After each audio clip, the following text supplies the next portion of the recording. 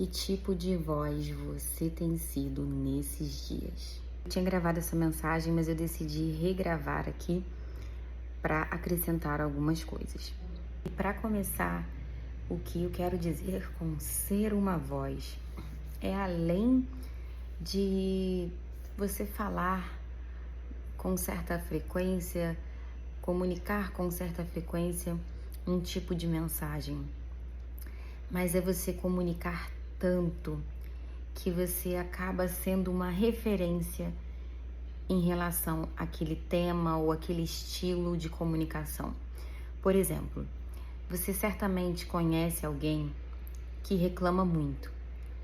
Então, muitas vezes, você e outras pessoas já reconhecem aquela pessoa como alguém, como um reclamador, né? Como alguém que está sempre reclamando, um resmungão. Isso fica na sua cabeça, né? Quando você lembra daquela pessoa, você costuma lembrar: fulano reclama. Mas hoje você não vai focar na forma como os outros falam, e sim naquilo que você tem comunicado, em qual tipo de voz você tem sido. E aí eu quero destacar alguns tipos de voz, que não são todos, óbvio, mas são alguns muito básicos que você pode ser. E aí você pode ser, falando no aspecto espiritual, a voz do mundo, que é aquela voz que propaga, que defende a cultura, as ideologias desse mundo, sabe? E a gente entende que aquele que crê em Deus, aquele que decidiu seguir Jesus, ele anda na contramão do mundo, ou seja, ele não anda a favor dessas coisas que o mundo defende, sabe? Porque o mundo, ele defende a carne, ele defende o nosso lado pecaminoso, vamos dizer assim. Então você pode ser a voz do mundo toda vez que você comunicar, né, coisas que vão contra uma vida de fé, de retidão, de obediência a Deus. Mas você pode decidir ser uma voz profética. E é sobre isso que eu quero falar. Uma voz profética é uma voz que busca comunicar aquilo que Deus deseja falar a um povo, a uma pessoa, a uma família, a um determinado grupo. Sabe? Ser uma voz profética é falar algo do céu, algo que veio dos céus, quentinho para a vida de alguém. E se você é alguém que também está cansado das coisas puramente naturais, está cansado de só ouvir falar sobre como trabalhar, como ganhar dinheiro, como emagrecer, como fazer tal receita, todas essas coisas são importantes, mas sabe que existe algo além, existe algo maior para o qual você precisa dar atenção e outras pessoas também. Então, se você deseja buscar isso, ser uma voz profética, existem alguns passos que a gente pode seguir para isso. E eu quero te falar que, por exemplo, João Batista, ele foi uma voz profética. Ele falou: eu sou a voz do que clama no deserto, endireitai o caminho. Ele pregou arrependimentos, né? Ele foi importantíssimo para preparar o caminho à vinda de Jesus, quando ele nasceu, morreu e ressuscitou pelos nossos pecados. Então, para a gente ser voz profética, uma primeira coisa muito básica que a gente tem que buscar é ouvir a Deus. Se você quer comunicar algo que veio dele, você primeiro precisa ouvir. E para ouvir a Deus, a gente precisa buscar isso. A palavra diz que quem busca, encontra. Então você vai buscar na palavra, você vai ler a Bíblia, que foi um grande instrumento, um manual que Deus deixou pra gente.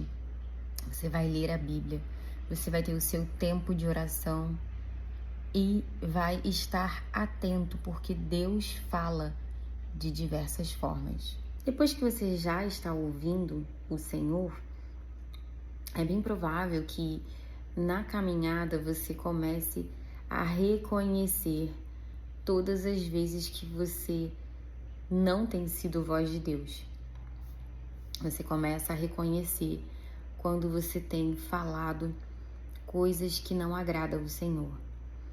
E aí, a gente vive aquele processo, né, de purificação, de pedir perdão ao Senhor por todas as vezes que a gente falou algo que não condiz com a mensagem que a gente tem para esse mundo.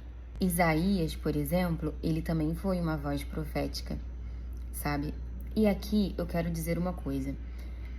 Eu não tô querendo dizer ser um profeta especificamente, mas eu tô querendo dizer em você buscar ser a voz de Deus, porque só Deus poderia te levantar como um profeta, um chamado, um ministério de profeta.